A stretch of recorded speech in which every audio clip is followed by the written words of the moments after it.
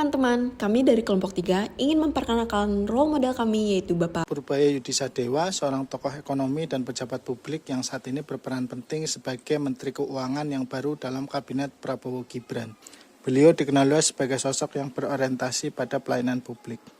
Dalam setiap langkahnya, beliau selalu menempatkan kepentingan masyarakat dan kemajuan bangsa sebagai prioritas utama. Bapak Purbaya juga dikenal rendah hati dan terbuka terhadap aspirasi, baik dari masyarakat maupun pegawai di bawahnya. Prinsip beliau sederhana namun kuat. Pelayanan terbaik hanya dapat terwujud jika kita benar-benar memahami kebutuhan mereka yang kita layani. Dengan semangat ini, beliau menjadi contoh nyata bahwa orientasi pelayanan bukan hanya slogan, tetapi karakter kepemimpinan yang harus melekat pada setiap aparatur negara. Profesionalisme dan integritas.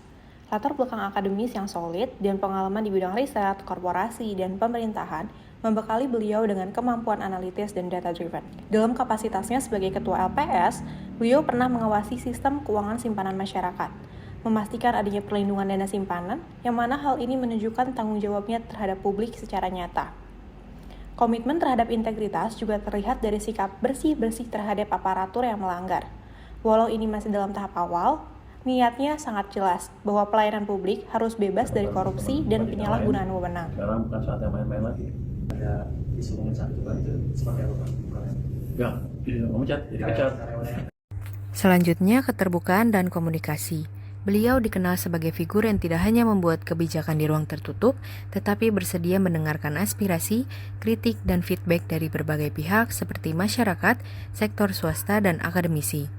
Orientasi pelayanan beliau juga meliputi aksi nyata seperti memperkuat sistem keuangan, melindungi masyarakat penyimpan, memastikan dana publik dikelola secara efisien, dan mendukung pertumbuhan ekonomi yang inklusif.